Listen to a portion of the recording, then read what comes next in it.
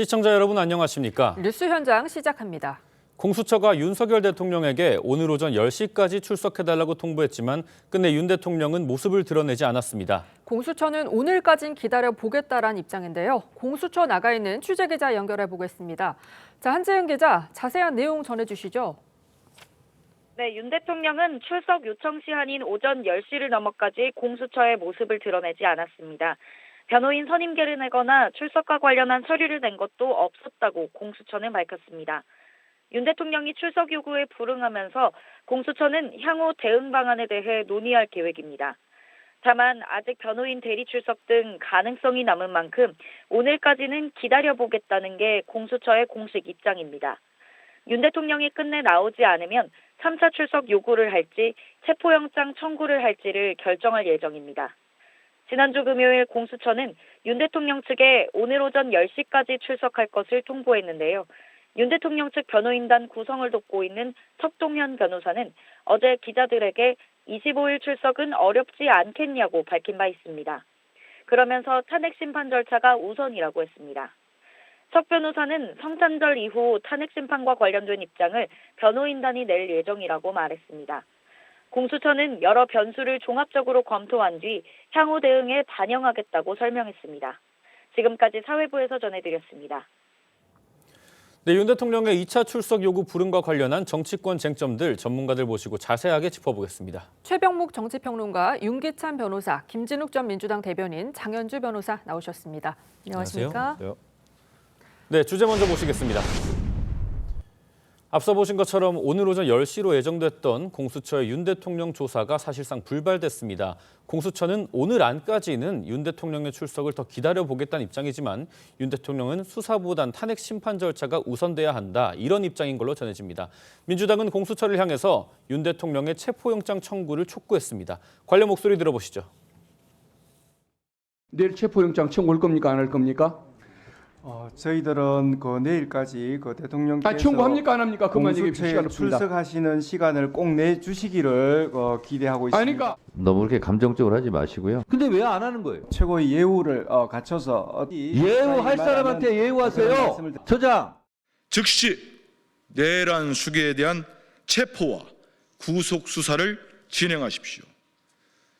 그것이 공수처에 주어진 명령이자 공수처의 역할입니다. 네, 공수처는 예정했던 시간보다 지금 4시간이 더 지났는데 아직까지도 윤 대통령 출석 기다리는 상황인데요. 변호사님, 출석 가능성이 있다고 보는 걸까요? 저는 없다고 봅니다. 왜냐하면 이제 지금 출석하려고 그러면 사실은 이제 변호인 선임계도 미리 냈어야 되는 것이고, 네. 변호인 선임계가 제출이 안 됐다는 것은 대통령 홀로 나오기는 어려운 거고요. 예. 그렇다면 오늘 안 나올 것이다. 그리고 아마 2차 출석은 어려울 것이다라는 석동현 변호사의 또 예상도 있었기 네. 때문에 저는 오늘 아마 대통령이 출석하지는 않고 이제 3차 소환 시기가 정해지면 그때 입장을 정하지 않을까라는 생각이 들고요. 또 하나는 이제 석동현 변호사를 통해서 나온 대통령의 입장 이런 것들을 보면 어쨌든 탄핵 심판이 좀 먼저 진행돼야 되겠다. 이런 얘기를 했단 말이죠. 네. 그 말은 뭐냐면 이제 비상계엄 요건과 관련돼서 수사기관이 그 요건 충족 여부를 따지는 것은 맞지는 않아요. 원래 비상계엄 요건 충족 여부는 대법원도 따지진 않습니다. 네. 헌법재판소가 유일하게 판단 주체거든요. 그러니까 비상계엄 선포 요건 충족 여부부터 따져가야지만 이게 이제 실타래가 풀리는 거기 때문에 그런 차원에서 그런 말씀을 했던 걸로 전 해석을 하고, 그렇다면 탄핵 심판에 먼저 변호인 선임계가 제출이 되고 그걸 진행하면서 수사에 대비 또는 대응하지 않을까 이렇게 예상을 합니다. 평론가님, 앞서 공수처가 체포영장 청구 가능성도 언급을 했는데 결국 지금 남은 거는 3차 출석 아니면 체포영장 청구입니다. 그런데 공수처가 오늘 이 체포영장 청구는 너무 먼 단계다, 이렇게 신중한 태도를 보였어요. 어떻게 보십니까? 지금 이제 2차 출석 요구에도 불응하고 있는 거잖아요. 예. 그렇게 되면 이제 3차 출석 요구를 하든가, 보통 통상의 절차로는 한 3번 정도 출석 요구를 합니다. 예. 그리고 나서 이제 체포영장이 되든지 아니면 사전 구속영장이 되든지 청구를 하는 게 관례인데, 예. 대통령의 경우에는 지금 3차 출석 요구도 아직 하지 않았지만 그 부분에 응할지 여부도 불투명한 상태거든요. 네. 그런데 이제 석동현 변호사 얘기는 곧 입장을 밝히겠다. 뭐 그래서 언론 보도에 따르면 뭐 빠르면 내일 정도 입장이 나올 수도 있다. 이렇게 되니까 아마 공수처로서는 여러 가지 카드를 가지고 있으면서 윤 대통령 측에서 어떤 입장이 나오는가에 따라서 이제 뭐 시나리오를 하나, 두 개, 세 개 뭐 이렇게 카드를 뽑아들지 않을까 싶은데 지금까지 나온 윤석열 대통령의 입장을 종합해 보면 뭐 당분간 그 수사는 받지 않겠다는 입장 아닌가 싶어요. 그러니까 이 비상계엄 선포라는 것이 이제 결국 뭐 통치행위 이론으로 따져서 사법심사의 대상이 되지 않는다 이런 입장을 유지하고 있는 것으로 보이기 때문에 아마 그 부분에 대한 판단도 공수처가 하지 않을까. 만약에 대통령이 이 수사에 불응하겠다는 게 명확해지면 그러면 뭐 수사가 없는 상태에서 사전구속영장 청구할 수도 있는 것 아닌가요? 현직 대통령에 대해서 뭐 체포영장, 사전구속영장 이런 식으로 아마 하는 것도 쉽지는 않을 거예요. 그렇게 보면 공수처가 갈 길이 멀다는 얘기는 윤석열 대통령의 입장을 조금 더 분석해 본 뒤에 공수처의 대응을 결정하겠다. 아마 이런 뜻이 아니겠나 싶습니다. 장윤주 변호사님, 법적 요건을 따지면 체포영장 청구를 위한 조건은 좀 갖춰졌다 이런 평가가 있는데 공수처가 좀 고민이 깊어지는 것 같습니다. 그렇죠. 아무래도 현직 대통령 신분이기 때문에 현직 대통령을 또 체포 영장을 청구해서 신병을 확보해서 수사하는 것 그 자체가 사상 초유의 일입니다. 따라서 공수처로서도 여러 가지를 두고 지금 검토도 하고 고민은 깊어질 거라고 생각은 듭니다. 다만 일반적인 사안이라고 한다면 체포 영장을 청구할 만한 요건은 이미 충족됐다고 봐야 될 것 같아요. 왜냐하면 체포 영장을 청구할 때는 그러니까 이제 정당한 소환 조사에 응하지 않거나 또는 응하지 않을 우려가 있다라고 한다면 영장을 청구할 수 있거든요. 그렇다면 지금 벌써 2번이나 응하지 않은 것이고 앞으로도 만약에 응하지 않을 우려가 있다라고 검토가 된다라고 한다면 충분히 이제 이번 주에라도 체포영장을 청구할 수 있는 요건은 어느 정도 갖추었다고 보입니다. 그리고 체포영장을 청구하게 된다라고 한다면 발부될 가능성도 저는 높다고 생각이 들거든요. 그렇기 때문에 공수처로서는 사실상 대통령의 소환조사 불응에 대해서 체포영장을 청구하면 발부될 가능성이 높고 아시다시피 체포영장이 발부되면 영장을 집행하는 단계에서 경호처와의 어떤 물리적 충돌이 있지는 않을까 이런 부분까지도 저는 우려하고 검토할 것으로 보입니다. 물론 영장을 들고 갔는데 이 부분에 대해서 경호처가 사실 물리적으로 거부한다라고 한다면 공무집행 방해죄로 또 처벌될 수 있는 부분들이 있기 때문에 아마 뭐 크게 물리적인 충돌은 없지 않겠느냐 이런 분석들도 나오지만 일단 현직 대통령에 대해서 체포영장을 집행하는 것 이 부분에 대해서도 공수처에서는 많은 또 고민과 고려가 있을 것으로 생각됩니다. 그런데 어제 윤 대통령 측 석동일 변호사는요. 오늘 공수처 불출석을 예고하면서 아직 여건이 되지 않았다. 뭐 수사보다는 탄핵 심판 절차가 우선이다. 이런 입장 밝혔는데 어떻게 들으셨습니까? 글쎄요, 저 부분에 대해서는 뭐 지금 대통령 측에서는 근데 지금 석동현 변호사가 과연 대통령의 입장을 정확하게 대변하고 있는지 자체도 좀 의구심이 있습니다만 어쨌든 지금 대통령 측의 입장이라고 치고 대통령 측에서 뭐 변호인단이 준비가 안 됐다거나 이런 부분들은 지금 벌써 이게 탄핵이 소추가 가결된 지가 열흘이 넘었는데 아직도 안 되고 있다라는 것들이 과연 진짜 구하지 못하는 것인지 아니면 구할 의지가 없이 시간을 끌기 위한 전략인 것인지 이런 부분들도 있는 것이고요. 지금 공수처가 지금 사건 초기에 검찰, 경찰, 공수처 세 곳에서 모두 수사를 하겠다고 나섰어요. 그중에서 양측의 경찰, 검찰에다 공수처가 사건을 이첩하라라고 이렇게 호기롭게 했다면 공수처가 조금 더 적극적인 자세를 취해야 하는 것이 맞다. 지금 어떻게 보면은 윤석열 대통령은 피의자입니다. 지금 피의자 신분에서 사실상 이렇게 시간을 가지면서 어떻게 보면은 이 증거 인멸 같은 걸 할 수 있는 지금 시간적 여유를 벌어주고 있는 셈이거든요. 왜냐하면 지난번에도 지금 강제 수사를 하겠다고 압수수색을 하겠다고 갔을 때 경호처가 이걸 막아섰습니다. 지금 대통령이 비화폰으로 여러 통의 전화 통화를 한 것들이 사실관계가 확인이 되고 있고 그 부분에 대해서 서버를 압수수색하려고 하는데 이 부분에 대한 압수수색을 못하고 있는 것들도 있고요.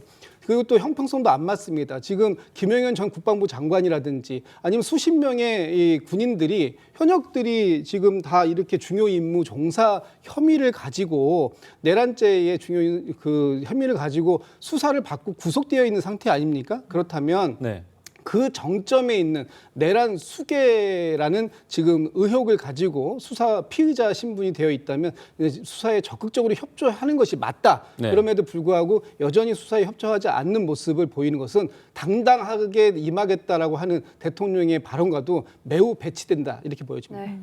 네, 윤 대통령이 수사에 적극 응하지 않는 이유가 변호사 구인난 때문이다 이런 해석도 나옵니다. 이런 보도도 나왔는데요. 윤 대통령이 전관 변호사에게 수임료 7억을 제시를 했는데 거절당했다. 근데 석동현 변호사는 즉각 소설이다 이렇게 반박을 했습니다. 뭐 일단은 그 근거 없는 얘기라는 취지인 것 같고요. 네.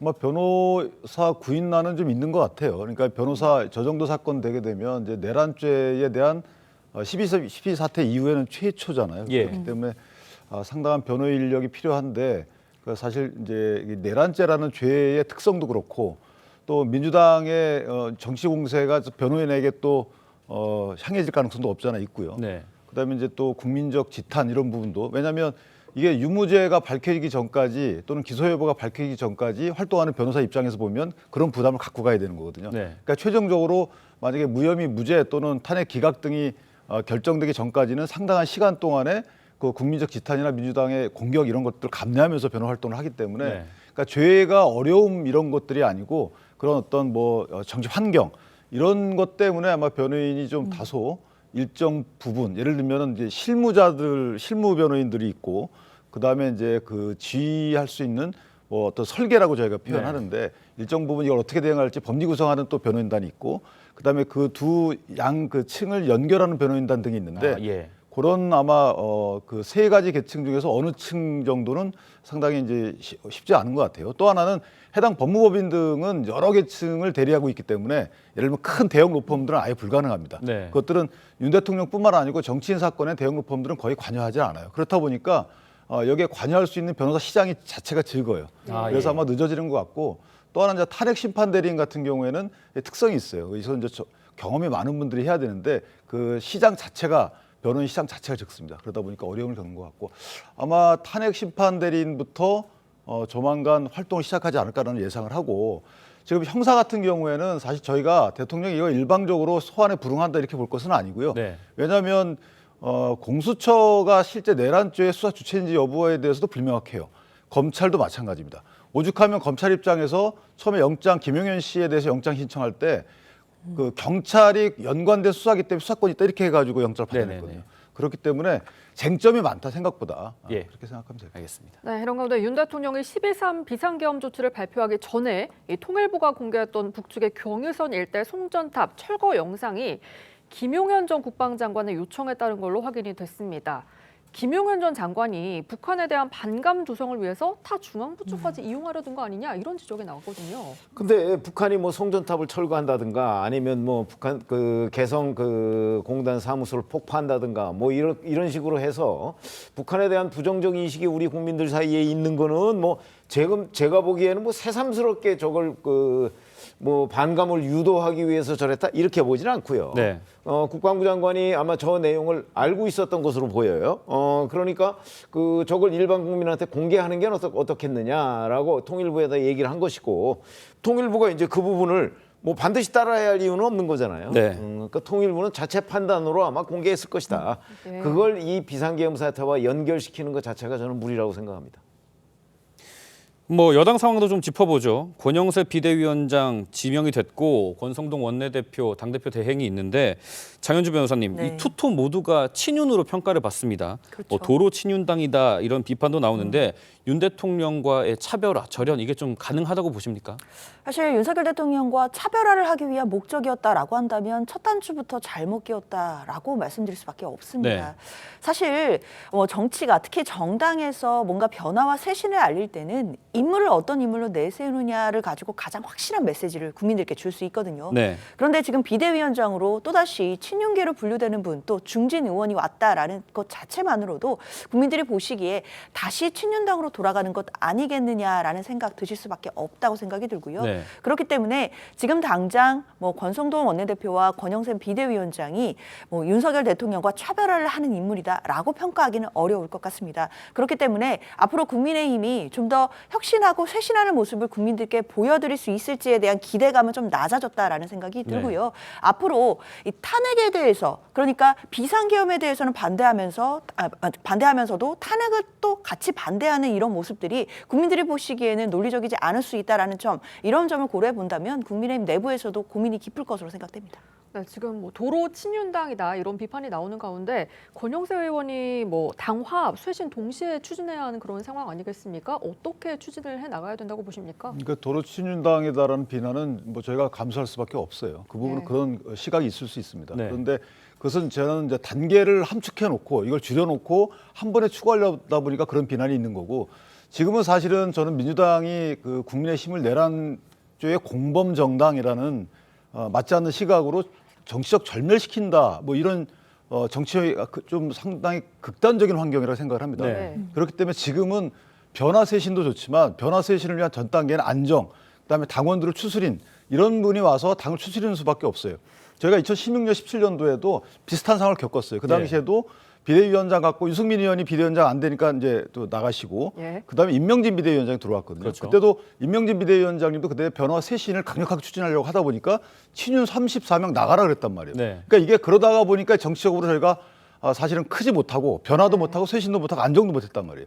이런 식의 경험을 한 우리 정당의 구성원들 입장에서 보면 아마 지금은 당의 안정을 추구할 가능성이 크다. 그래서 비대위원 구성도 다양하게 하면 좋죠. 그러나 그거는 군께 보여주게 한 것보다는 기능적인 차원에서 저는 당의 안정을 위한 비대위원 선정도 필요한 시점이 아닌가라고 생각합니다. 평론가님, 지금 뭐 국민의힘에서는 당 쇄신 차원에서 연말에 권영대 비대위원장 중심으로 뭐 집단적으로 사과를 하겠다 이런 얘기도 나왔는데 대국민 사과에는 좀 어떤 메시지가 담겨야 할 걸로 보십니까? 뭐 잘 아시다시피 윤석열 대통령의 비상계엄 선포 및 철회로 지금 비롯된 이건 내용이니까 그렇습니다. 그 부분에 대해서 사실은 당으로서는 좀 억울한 측면도 있을 거예요. 왜냐하면 사전에 전혀 알지도 못했잖아요. 네. 윤석열 대통령이 비상계엄을 할 것이라는 걸 좀 알았다면 뭐 막지 못한 책임이 있겠지만 네. 이제 여권이라는 이유로 그 부분에 대해서 국민 앞에 사과를 해야 된단 말이죠. 예. 일종의 공동 책임론이겠죠. 그러니까 아마 뭐 본인들이 알지는 못했지만 자 여권이 이 지경까지 오게 된 데에 대한 어떤 집권당으로서의 책임 뭐 이런 부분에 대해서 아마 그 사과가 있을 걸로 보이고요. 그러나 이제 문제는 지금 권성동 원내대표와 그 권영세 비대위원장 모두가 이제 친윤이다. 물론 한 사람은 뭐 친윤에서부터 좀 멀어진 사람이다. 뭐 이렇게 얘기를 하지만 국민들 눈에 보면 이제 도로 친윤당 이런 이미지가 있는 건 사실일 거예요. 이걸 이제 어떻게 벗어나면서 쇄신하는 모습을 보여주느냐. 그거는 이제 대국민 사과만 가지고는 부족하겠죠. 그러니까 아마 권영세 비대위원장이 그런 국민적 눈높이를 맞춰서 뭔가 추가적인 조치들을 속도감 있게 진행하면 뭐 안정과 쇄신에 성공할 수 있다고 보는 거고 만약에 그렇지 않고 그냥 지지부진하게 또 적당히 덮고 넘어가려고 한다면 변화와 쇄신에 실패하는 거고. 그런 거 아니겠습니까? 저는 그렇게 판단합니다. 제가 한마디만 좀 보탤까요? 네네. 지금 권영세 비대위원장 체제가 된다고 해서 30일 날 이제 뭐 최종적으로 확정이 되겠습니다만 지금 어제 석동현 변호사 얘기로는 오늘 크리스마스가 지나고 나면 성탄절이 지나고 나면 어쨌든 대통령 측에서 정리된 입장을 내놓겠다 이런 말씀을 하십니다. 그렇습니다. 근데 저는 그 정리된 입장이라는 게 지난번 대통령의 담화에서 크게 벗어나지 않을 것 같습니다. 12.3 비상계엄은 국가 통치 행위였다라는 것하고 그것도 그 비상계엄이 불가피성 이런 부분들에 대해서 얘기한다면 결국 권영세 비대위원장 체제를 하더라도 그 부분에 대해서 탄핵을 찬성하지 않는 이상 결국은 똑같이 윤석열 대통령의 방탄을 위한 정당 역할을 할 수밖에 없는 상황일 것이고 그것이 국민들의 눈높이하고는 아마 180도 다른 방향으로 달려가는 모습이 될 것이다. 그렇기 때문에 뭐 어떤 쇄신의 방식을 가져온다고 하더라도 과연 그것들이 국민들에게 평가받을 수 있을지 그것은 여전히 좀 회의적이다. 저는 그렇게 봅니다. 뭐 미리부터 김을 뺄 이유는 없죠. 30일 보고서 해도 늦지 않을 겁니다. 어떤 식으로 쇄신을 하는지 좀 지켜봐야겠습니다. 다음 주제 한번 살펴보겠습니다. 네, 어제 민주당 즉각 한덕수 대행 탄핵을 추진하겠다면서 국회의안과에 탄핵안 제출까지 공지를 했다가 돌연 걷어들였습니다.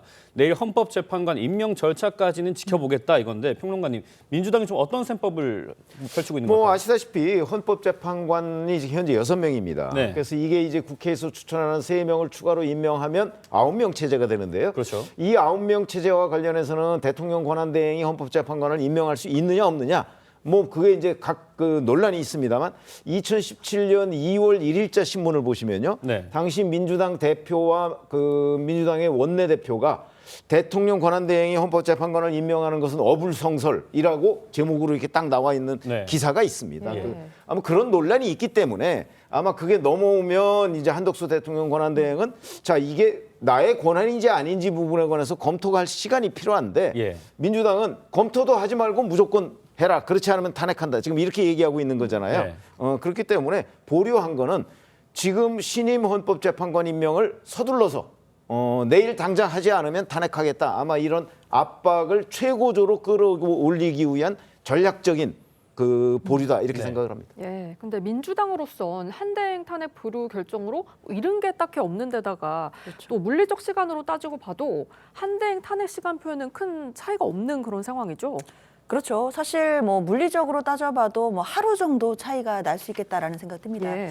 그러니까 이제 내일 국회 본회의에서 이거 헌법재판관에 대해서 임명 동의안이 이제 다 의결이 되고 나면 그러면 그 다음 날 오전까지, 그러니까 27일 오전 정도까지 임명을 하는 것을 기다려 본다라는 그런 이야기입니다. 만약에 지금 권한대행이 이 부분을 임명하지 않는다라고 한다면 당연히 그 자체로 지금 준비되어 있는 탄핵소추안을 바로 발의하고 그날 오후에 바로 본회의 보고한다라고 한다면 사실상 뭐 하루 이틀 차이로 다시금 탄핵 절차를 진행할 수 있는 것이기 때문에 기다리는 것만 자체가 뭐 물리적으로는 크게 차이는 나지 않는다고 생각합니다. 그렇지만 의미는 있다라고 보는 것이 사실 헌법재판관, 그것도 국회가 추천한 헌법재판관에 대해서 권한대행이 임명할 수 있다라는 것은 이미 헌법재판소에서도 이 부분에 대해서 사무처장이 관련된 의견을 낸 적도 있었거든요. 네. 그리고 국회가 사실상 실질적 임명권을 행사하는 몫이라는 점을 생각한다라고 한다면 네. 권한대행으로서는 임명 절차를 미룰 하등의 이유가 없지 않나 생각합니다.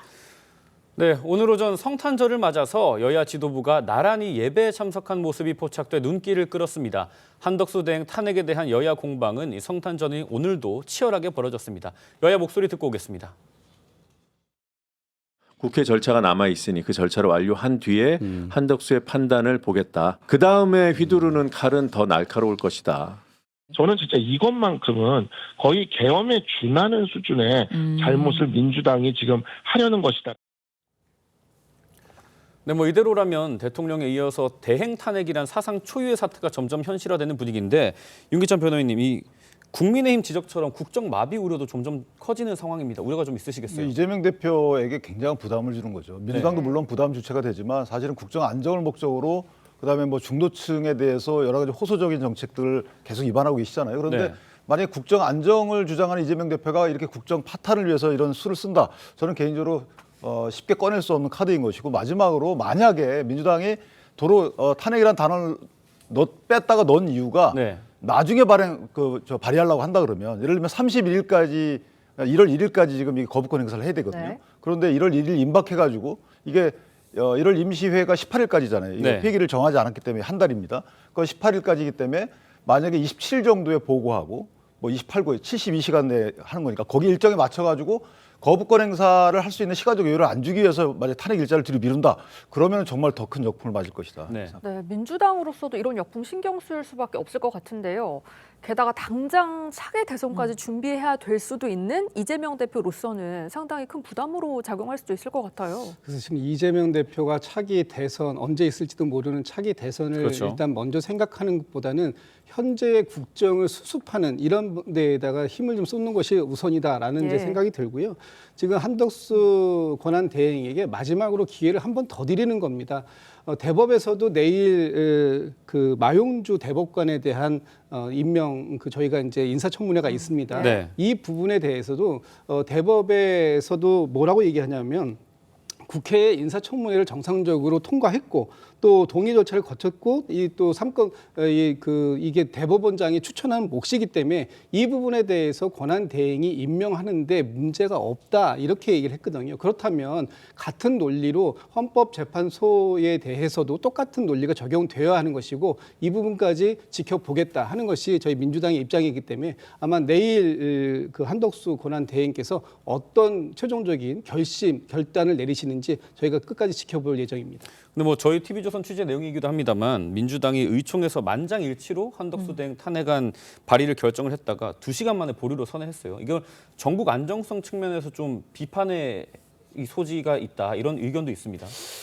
이제 그게 역풍인데요. 이제 대통령에 이어서 대통령 권한대행도 탄핵을 한다는 부분에 대해서 국민들은 어떤 생각을 가지고 있느냐에 대해서 저는 이재명 대표가 확신을 못 가지고 있는 것 같아요. 네. 그게 이제 역풍이 불 가능성도 있거든요. 지금 우리 한국 헌정사에서 대통령에 이어 대통령 권한대행까지 탄핵하는 경우는 없었습니다. 네. 그렇기 때문에 지금 최초고 더군다나 지금 한덕수 대행에 대해서는 의결 정족수가 200명이냐 151명이냐는 것도 아직 결론이 안 났어요. 네. 이런 부분 가지고서 지금 탄핵을 예를 들어서 한 190명 정도가 탄핵에 찬성했다고 할 때 가결이냐 부결이냐 네. 이런 논란이 있을 수 있기 때문에 그렇죠. 그런 걸 하나도 정리되지 않은 상태에서 표결부터 붙이고 본다? 아마 우원식 국회의장도 그 부분은 찬성 안 할 거로 저는 보기 때문에 그래서 여러 가지의 종합적인 그 결론으로 이제 헌법재판관이라는 임명을 하는지 안 하는지 두고 보자 이렇게 네. 얘기를 했지만 실질적으로는 아마 한덕수 대행을 탄핵한 이후의 그 어떤 국민적 그 상황 네. 뭐 이런 부분에 대해서 일단 명확하게 자신감을 보이지 못하고 있는 그게 가장 큰 이유 아닌가 싶습니다. 네, 앞서 탄핵안이 가결돼서 직무가 정지된 박성재 법무장관이 이 탄핵 심판 답변서를 통해서 야당이 제시한 이 탄핵 사유를 조목조목 반박한 건 역시 화제가 되고 있거든요. 특히 야당 대표를 노려봤다라면서 뭐 국회 경시 태도를 보였다라는 대목이 탄핵안에도 포함이 돼 있거든요. 이런 내용이 헌법상 탄핵 요건에 해당이 되느냐거든요. 글쎄요, 저는 약간 침소봉대하는 경향이 없지 않아 있다고 생각이 드는데 당연히 뭐 야당 대표를 째려보는 행위 자체가 어떻게 탄핵소추의 어떤 사유가 되고 네. 탄핵의 요건이 될 수 있겠습니까? 탄핵은 말 그대로 헌법이나 법률을 위배하는 또 중대한 사유가 있어야 되는 것인데요. 당연히 이 탄핵 사유 소추 중에는 그 개헌 전에 있었던 국무회의에 법무부 장관이 들어갔다는 점 그리고 관련해서 또 국회 감정법, 증언감정법에 의해서 그동안 여러 가지 자료들을 제대로 제출하지 않아서 국회에 대해서 국회를 경시하는 태도를 보여왔다는 점 이런 것들이 탄핵소추 사유로 크게 들어가 있고요. 이곳에서 뭐 야당 대표를 째려보기로 했다. 뭐 이런 부분 내용이 들어가 있다고 하더라도 네. 이것 자체만으로 탄핵소추 사유가 된다라는 것은 아니고 열거했던 여러 사유 중에 하나이기 때문에요. 저는 또 지나치게 침소봉대되는 측면이 있다고 생각합니다. 네, 네 분 말씀 오늘 여기까지 듣겠습니다. 감사합니다.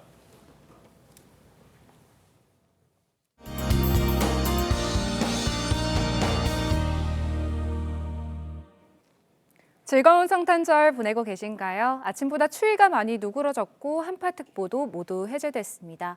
오늘은 큰 추위 없겠지만 내일 낮부터는 북쪽 찬 공기가 내려와 모레는 다시 강추위가 나타나겠습니다. 추위가 주춤한 틈에 현재 충북의 초미세먼지 농도 나쁨 수준 보이고 있습니다. 밤에도 수도권과 충청은 공기가 탁하겠습니다. 동해안은 화재 위험이 높은 만큼 오늘도 불조심해 주셔야겠고요. 오늘 전국이 대체로 흐린 가운데 밤부터는 눈이나 비가 조금 오는 곳이 있겠습니다. 강원과 경기 동부, 충북 북부에 1cm 안팎의 적설이 예상되고요. 그 밖에 중부지방과 경북 서부 내륙, 전북에 눈이 날리거나 빗방울이 떨어질 수 있겠습니다. 주 후반까지 충청 이남 곳곳과 제주에 눈과 비 소식이 잦겠습니다. 날씨였습니다. 네, 12월 25일 수요일 TV조선 뉴스 현장은 여기까지입니다. 함께해 주신 여러분 고맙습니다.